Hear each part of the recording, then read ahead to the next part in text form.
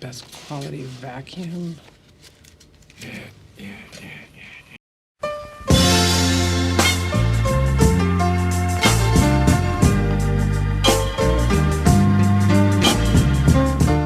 Ed Galbraith, ou The Disappearer, ou encore Le Disparaisseur, est un personnage qui m'a toujours fasciné dans l'univers Breaking Bad. Admirablement interprété par le regretté Robert Foster, décédé d'un cancer du cerveau le jour de la sortie de El Camino, le personnage apparaît dans Breaking Bad, dans Better Call Saul, et donc dans El Camino. Le manque d'informations à propos de Ed fait de lui un personnage énigmatique, même si sa fonction dans le scénario est bien établie. C'est une sorte de Deus Ex Machina qui aurait pu devenir une solution de facilité pour les scénaristes, mais qui a toujours été utilisée à bon escient. Lorsqu'un personnage est confronté à des problèmes avec la justice, Ed offre un service qui permet à cette personne de disparaître et de recommencer une nouvelle vie avec une nouvelle identité. Les services offerts par Ed sont onéreux, mais ils sont aussi très efficaces. Donc si un personnage a des soucis, Ed débarque dans le scénario et peut tout régler d'un coup de baguette magique. Néanmoins, seuls 3 personnages de l'univers Breaking Bad ont utilisé ces services. Walter, Jesse et Saul. Ed est donc une sorte d'astuce scénaristique avec une fonction bien précise qui aurait pu être utilisée abusivement, sauf que les scénaristes de cet univers sont bien plus malins que ça, et ils ont refusé d'utiliser cette solution de facilité pour Nacho et son père, ou encore pour Kim Wexler. Pourtant, la théorie la plus répandue après la fin de la diffusion de la saison 5 de Better Call Saul voulait que Kim fasse appel au service de Ed pour disparaître dans le Nebraska, et ainsi qu'elle puisse être retrouvée par Saul dans ce même état après sa fuite d'Albuquerque. Certains diront que Robert Forster étant décédé, cette solution ne pouvait pas être utilisée. Mais en réalité, il était tout à fait possible d'évoquer ou de montrer la fuite de Kim sans jamais faire apparaître Ed à l'écran. Si on pousse la réflexion plus loin, cette solution de facilité aurait pu être utilisée pour Walter Jr., Skyler ou encore Holly, ou encore pour le jeune Brock Cantillo.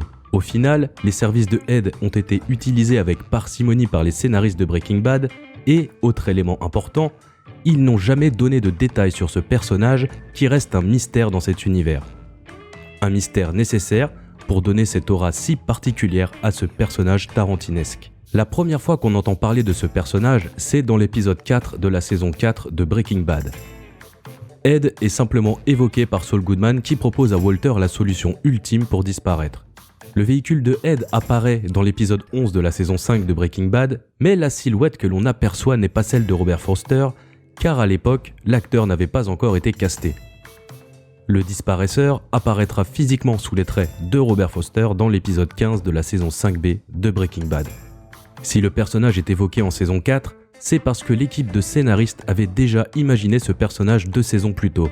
Le personnage avait 2 noms, The Disappearer pour le premier, et Robert Foster pour le second. Oui, Ed Galbraith était appelé Robert Foster dans la fameuse Writer's Room, car l'équipe a toujours pensé que l'acteur était parfait pour incarner ce rôle.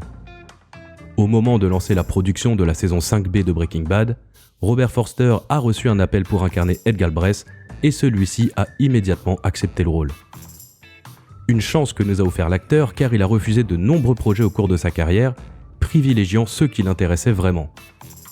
Selon ses propos, Robert Foster a pris énormément de plaisir à jouer ce personnage et à travailler avec Vince Gilligan et son équipe. Sachez pour l'anecdote que le personnage de Ed Galbraith est inspiré d'une personne ayant réellement existé et donc qui proposait le même type de service. L'équipe de Breaking Bad avait lu un article dans le journal Men's Life à propos d'un homme qui aidait les femmes battues à disparaître. Il leur offrait une nouvelle vie avec une nouvelle identité. Ed Galbraith est donc inspiré de cet homme, comme le rapportaient Vince Gilligan et Peter Gould dans les bonus de la saison 5 de Breaking Bad. Que sait-on de Ed ? Eh bien c'est ici que les choses se compliquent, mais pour le meilleur. On ne sait pas grand-chose, son passé n'est jamais explicité. Nous savons que Ed travaille dans un magasin d'aspirateurs, Best Quality Vacuum, qui n'est pas une couverture. C'est son vrai travail et son activité est plutôt lucrative. Et nous savons qu'il propose d'autres services liés au monde du crime d'Albuquerque. Il propose à un client de le faire disparaître, de l'aider à démarrer une nouvelle vie avec une nouvelle identité, et nous savons également que ces services sont onéreux et que pour Ed, un deal est un deal.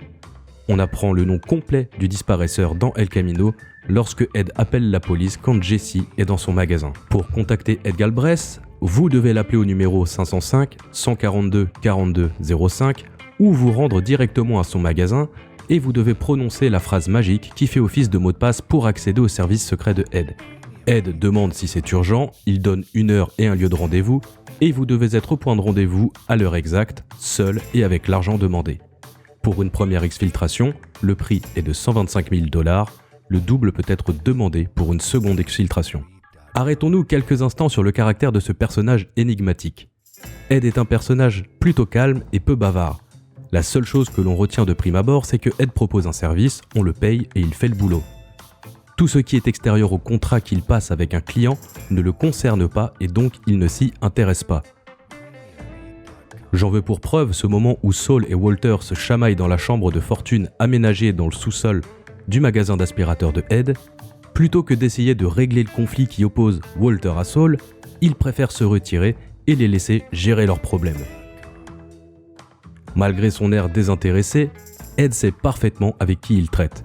Il se renseigne donc sur son client et s'adapte tout de même à lui si besoin.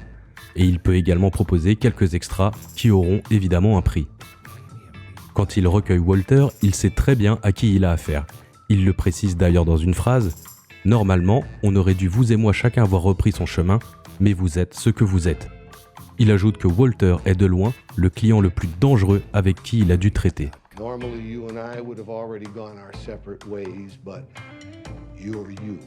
You are the hottest client I have ever had, by far. Après avoir regardé Breaking Bad, on pourrait se dire que Ed Galbraith ne s'intéresse qu'à l'argent et qu'avec lui, tout a un prix, comme faire une partie de cartes pour tenir compagnie pendant une petite heure à un Walter au bout de sa vie. Partie de cartes d'une heure qui lui coûtera tout de même 10 000 $. On pourrait ajouter qu'avec Ed Galbraith, l'erreur n'est pas acceptée, mais nous allons voir un peu plus loin qu'il peut faire une exception. Avec Walter et Saul, Ed agit de manière plutôt froide, mais le travail est fait. Cependant, on peut noter chez Ed quelques changements lorsque c'est Jesse qui se pointe dans son magasin, alors que celui-ci l'avait planté à la fin de l'épisode 11 de la saison 5 de Breaking Bad. Jesse a commis l'erreur de ne pas monter dans le véhicule de Ed à la fin de l'épisode 11x5, et l'autre erreur est qu'il ne prononce pas le bon mot de passe dans El Camino.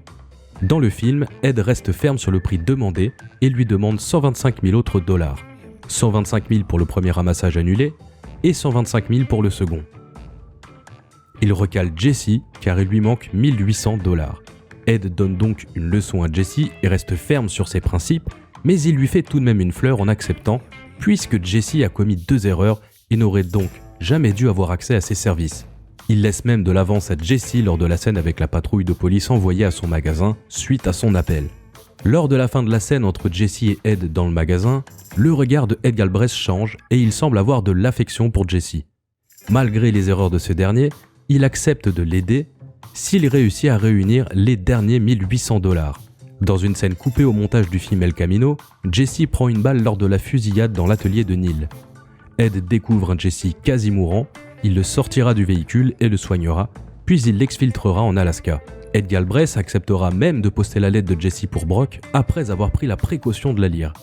Pendant qu'il lit la lettre, ses yeux se posent sur Jesse. Ed semble touché par la situation de l'acolyte de Walter, même s'il reste ferme sur certains principes.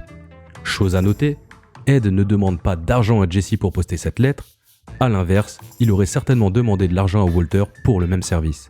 Ed agit différemment avec Jesse. C'est d'ailleurs un point soulevé par Vince Gilligan et son équipe dans les bonus de Breaking Bad. On ne sait pas ce qui arrive à Ed après Better Call Saul et El Camino. Nous ne pouvons que théoriser, mais une chose est sûre, la DEA s'intéressera certainement à lui, puisque dans la saison 6 de Better Call Saul, les autorités mettent la main sur le carnet noir du Dr Caldera dans le penthouse de Saul, carnet dans lequel se trouve la carte de visite du Best Quality Vacuum. J'aime tous les personnages de cet univers, mais je crois que mes préférés sont Jesse et justement Ed Galbraith, qui méritait une vidéo tant son personnage est intéressant grâce à l'écriture des scénaristes de cet univers. Ses activités illégales qui m'intriguent beaucoup et le manque d'informations sur sa vie personnelle en font un personnage énigmatique, un mystère, mais un mystère nécessaire. Merci d'avoir regardé cette vidéo jusqu'au bout, j'espère qu'elle vous aura plu. J'ai pris beaucoup de plaisir à la réaliser et j'espère que vous l'avez ressenti en regardant ce contenu. La prochaine vidéo sortira aux alentours de Noël et sera une grosse vidéo anecdote. D'ici là, si vous voulez soutenir la chaîne, un simple pouce vers le haut, un partage et un petit commentaire feront l'affaire. Je vous dis à très bientôt, prenez soin de vous, ciao!